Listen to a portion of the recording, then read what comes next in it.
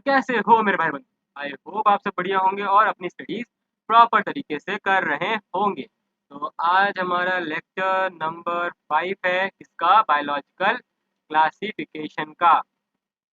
और पिछले वाले लेक्चर में हम मोनरा किंगडम को चालू कर दिया था, जिसके अंदर हमने आर्की बैक्टीरिया तक पढ़ लिया था। तो आज चलिए उसी को हम आगे कंटिन्यू करते हैं। तो अभी तक हम लोगों ने इतनी सारी चीज़ें कवर कर ली थी। या आज बारी है किसी ईयू बैक्टीरिया की। Eubacteria, there are thousands of different eubacteria और ट्रू बैक्टीरिया। तो यहाँ पर आर्की बैक्टीरिया है प्रिमिटिव टाइप ऑफ बैक्टीरिया, और ईयू बैक्टीरिया को हम बोल रहे हैं ट्रू बैक्टीरिया। अब ये ट्रू बैक्टीरिया इसलिए बोला जा रहा है, अब किस लिए बोला जा रहा है उसको हम आगे देखते हैं। There are characterized by the presence of a rigid cell wall and if motile a flagellum.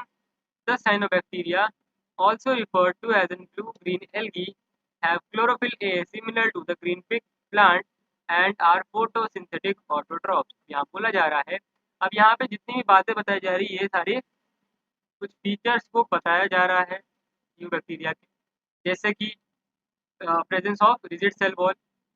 Rigid cell wall है उनके पास, मोटिलिटी है, मोटिलिटी के लिए उनके पास फ्लैजिला है, ठीक है, ताकि वो एक जगह से दूसरे के मूव कर सके।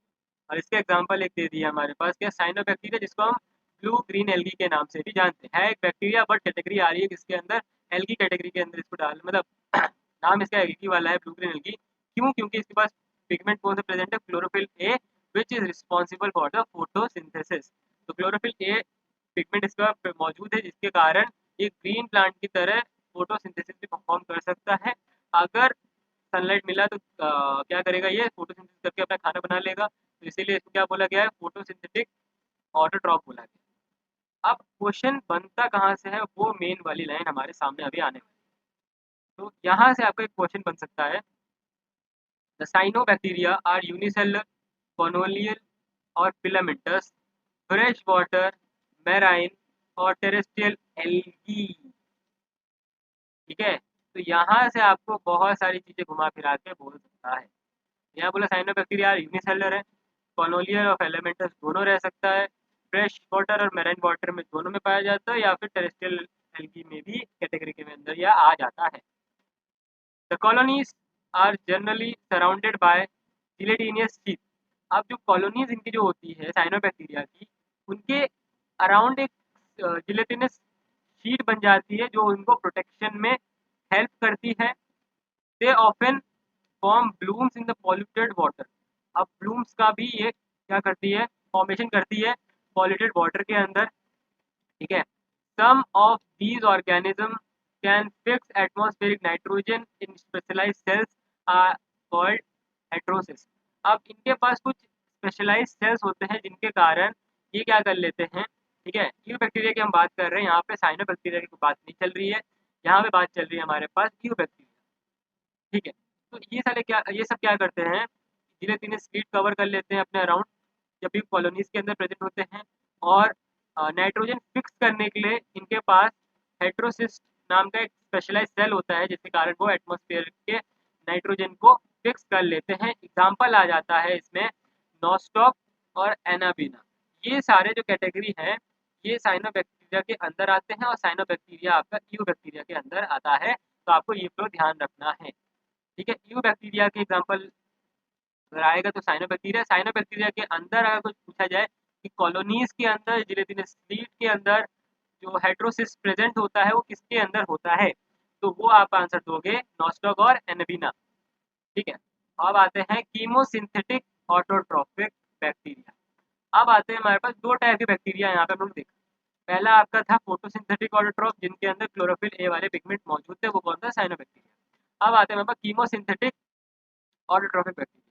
अब ऑटोट्रॉफिक क्यों बोलेंगे? ये खाना खुद से बना रहे हैं, बट केमिकल के मदद से, मतलब उनके अंदर जो केमिकल सब्सटेंस है उनके बॉडी के अंदर, उनसे ही कुछ वो अपने न्यूट्रिशन को फुलफिल कर ले रहे हैं। कैसे कर ले? देखिए, ऑक्सीडाइज वेरियस इनऑर्गेनिक सब्सटेंस, जितने भी इनऑर्गेनिक सब्सटेंस इनके सराउंडिंग्स में हैं उनको क्या करना है, ऑक्सीडाइज करना है, such as nitrate, nitrite and ammonia, and use the released energy for their ATP production. अब क्या कर रहे हैं ये नाइट्रेट, नाइट्राइल और अमोनिया को क्या कर रहे हैं, रिलीज कर रहे हैं। रिलीज करने के बाद जो एनर्जी बच रहा है, ठीक है, उससे जो एनर्जी निकल रही है उसका यूज़ करते हैं, उसका और क्या रखते हैं, उसको स्टोर करके रखते हैं, जब उनको चाहिए होता है तब वो यूज़ कर लेते हैं। They play a great role in recycling nutrients like nitrogen, phosphorus, iron and sulphur. अब इनका एक बड़ा अच्छा रोल है इन्वायरमेंट में। यहाँ पर ये न्यूट्रिएंट रिसाइकलिंग में ये हेल्प करते हैं, जिनके कारण हम लोग नाइट्रोजन, फॉस्फोरस, आयरन, सल्फर जैसे महत्वपूर्ण इंपॉर्टेंट न्यूट्रिएंट्स को क्या करते हैं, रिसाइकिल कर पाते हैं, ठीक है, फिर से रीयूज़ कर पाते हैं, ठीक है, अपने इन्वायरमेंट के अंदर। चलते हैं। अब यहाँ पे हम लोग ने 2 टाइप के बैक्टीरिया को डिस्कस कर लिया। पहला था हमारा फोटोसिंथेटिक ऑटोट्रॉफिक, अब और फिर आया हमारे पास कीमोसिंथेटिक ऑटोट्रॉफिक। आगे चलते हैं। Heterotrophic bacteria are most abundant in the nature. अब हेटेरोट्रॉफिक ही बैक्टीरिया आपको ज़्यादा इन्वायरमेंट या फिर नेचर के अंदर देखने को मिलेगा। ऐसा क्यों? क्योंकि हर बैक्टीरिया के पास आपका ऑटोट्रॉफिक वाला फीचर्स नहीं रहता है, ठीक है, but every bacteria is an auto sorry heterotrophic, ठीक है। बाकी जितने बैक्टीरियाज हैं, ठीक है, कुछ को छोड़कर बाकी जितने भी बैक्टीरियाज हैं अपने इन्वायरमेंट, अपने नेचर के अंदर, वो सारे क्या है, हेटेरोट्रॉफिक हैं, मतलब दूसरे पर डिपेंड रहेंगे अपने खाने के लिए। The majority of the are important decompose. अब उस अबंडेंट ग्रुप में भी उनका कुछ मेजोरिटी पोर्शन किस में जाता है, डीकम्पोजर्स के नाम पे जाता है, मतलब मैक्सिमम मेजोरिटी है बैक्टीरिया की वो एज अ डीकम्पोजर अपना रोल निभा रहे हैं, ठीक है। Many of them have significant impact on human affairs. अब इसमें से बहुत सारे बैक्टीरिया हैं जो ह्यूमन अफेयर्स, मतलब ह्यूमन के डे टू डे लाइफ में सिग्निफिकेंट रोल प्ले करते हैं, ठीक है, और मदद करते हैं ह्यूमन की कुछ जगह पे, और कुछ जगह उनको नुकसान भी पहुंचाते हैं। और अगर मदद करने को देखा जाए तो कर्ड फ्रॉम मिल्क, इसके लिए आपको पता ही है लैक्टोबैसिलस होता है, ठीक है। तो ये बैक्टीरिया आपका कर्ड बनाने में हेल्प करता है, और आपके बॉडी के अंदर, स्टमक के अंदर जितने बैक्टीरियाज है उसका भी रेगुलेशन ये करता है। फिर आता है production of antibiotic. Production of antibiotic हुआ था आपका फंजाई से, वो पेनिसिलियम नोटेटम। अगर मैं फर्स्ट एंटीबायोटिक की बात करूँ पेनिसिलिन, वो बनाया गया था पेनिसिलिन नोटेटम करके एक फंजाई से, जिसको साथ में ग्रो किया, जिसके कारण बैक्टीरिया की ग्रोथ एक हद तक रुक गई, ठीक है, पेनिसिलिन नोटेटम। फिर आता है फिक्सिंग नाइट्रोजन इन लेग्यूम, इसके लिए आ जाएगा राइजोबियम बैक्टीरिया। तो ये आपके कुछ ऐसे बैक्टीरियाज हैं जो आपके डे टू डे लाइफ में कहीं ना कहीं इस्तेमाल होते हैं, या फिर कहीं ना कहीं ये काम आ जाते हैं। आगे चलते हैं। तो यहाँ पर आप देख सकते हो डायग्राम यहाँ पे दिया गया है, डिवाइडिंग बैक्टीरिया। यहाँ पे एक बैक्टीरिया आपका डिवाइड हो रहा है, इसका यहाँ पर आपको एक डायग्राम दे दिया गया है। तो आउटर वाली लेयर आपको दिख रही है, रिजिड सेल वॉल की बनी हुई है। अंदर वाली लेयर आपकी है सेल मेम्ब्रेन, ठीक है। और ये आपका जितना भी कंटेंट आप देख रहे हो यहाँ पर, ये जो कंटेंट है आपका ये है डीएनए। यहाँ पे डीएनए भी साथ में डिवाइड हो रहा है। फिर आता है आपका some are pathogen causing damage. अब कुछ ऐसे भी बैक्टीरियाज हैं जो आपके हेल्थ को भी क्या करते हैं, इफेक्ट करते हैं, ठीक है। क्या करते हैं, डैमेज कर देते हैं आपके ह्यूमन बींग, मतलब causing damage to human being.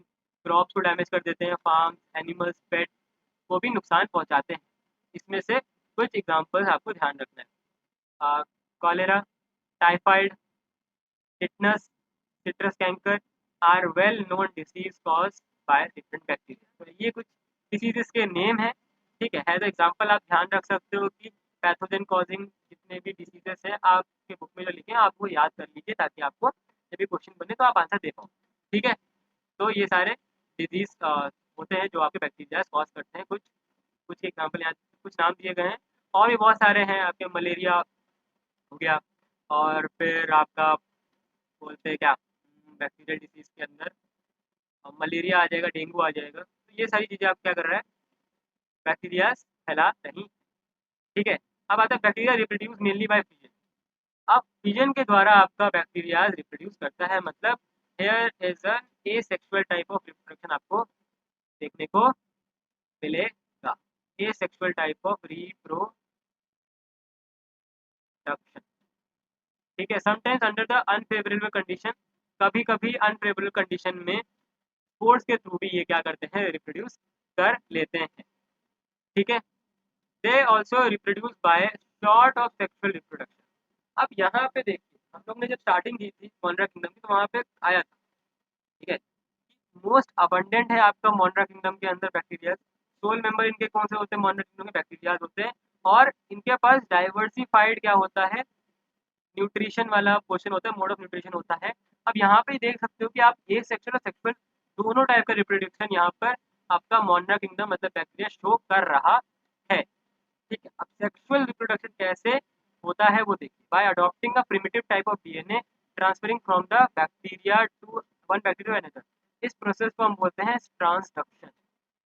क्या बोलते हैं, ट्रांसडक्शन। इसमें क्या होता है कि ये आपका कुछ प्रिमिटिव टाइप ऑफ बैक्टीरिया इस वाले मेथड को अडॉप्ट करती है, जिसके कारण इनके पास जो प्रिमिटिव टाइप ऑफ डीएनए होता है वो एक बैक्टीरिया से दूसरे बैक्टीरिया ट्रांसफर होता है। इनके पास कुछ एक्सटेंशन होते हैं प्रिमिटिव टाइप ऑफ बैक्टीरियाज के अंदर, वो एक्सटेंशन क्या करता है, मदद करता है एक बैक्टीरिया को दूसरे बैक्टीरिया से ज्वाइन करने में, और फिर अगर एक बार ज्वाइन हो जाता है तो उसके बाद आपका क्या होता है, डीएनए का ट्रांसफर होता है, ठीक है।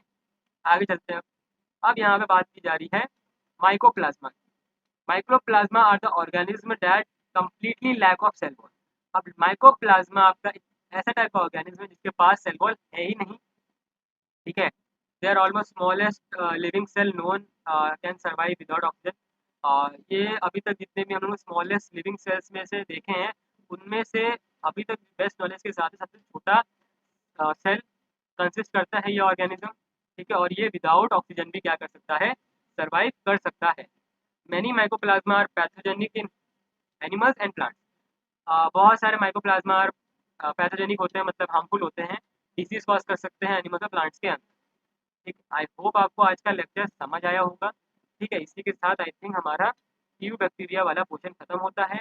अगले लेक्चर में हम मिलेंगे आपको किंगडम प्रोटिस्टा के साथ। तो तब तक के लिए आपको पता ही है 3 स्टेप फॉलो करना है। पहले चैनल को करना है सब्सक्राइब, फिर करना है वीडियो को लाइक, शेयर एंड एक प्यारा सा कमेंट, ठीक है। तो तब तक के लिए आपको मिलते हैं हम नेक्स्ट वीडियो में, तब तक के लिए बाय।